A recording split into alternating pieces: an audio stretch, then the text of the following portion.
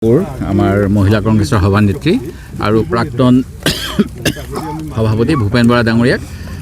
জেৰা কৰিছে বা জেৰা কৰিব বিচাৰিছে আৰু মোৰ কথাও মুখ্যমন্ত্ৰী কৈছিল যে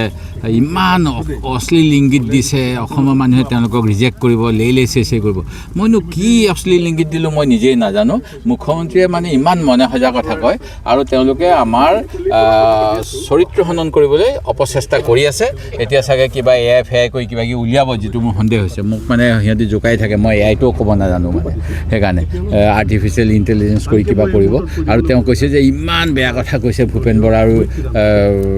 দেৱব্ৰত শইকীয়া বিৰোধী দলৰ প্ৰতি অসমীয়া মহিলাসকলৰ প্ৰতি অশ্লীল ইংগিত মই নাজানো কি ইংগিত দিলোঁ কিন্তু আমি কৈছোঁ যে ভূপেন বৰা ডাঙৰীয়াক ক'লে মীৰা বৰঠাকুৰে যে আপুনি খুব ভাল বক্তৃতা দিলে ভূপেন বৰা ডাঙৰীয়াই ক'লে মই সদায় ভাল বক্তৃতা দিওঁ কিন্তু মোক বহুতেই বাঁহ দিব বিচাৰে আৰু বাঁহ দিয়াটো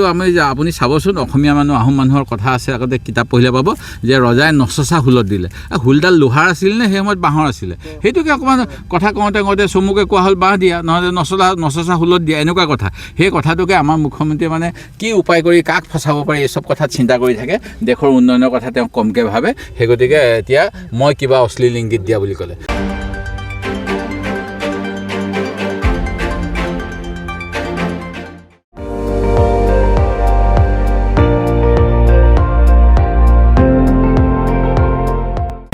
আপুনি চাই আছে ND24 সৰ্বশ্ৰেষ্ঠ নহয় সৰ্বোত্তমৰ দৌৰত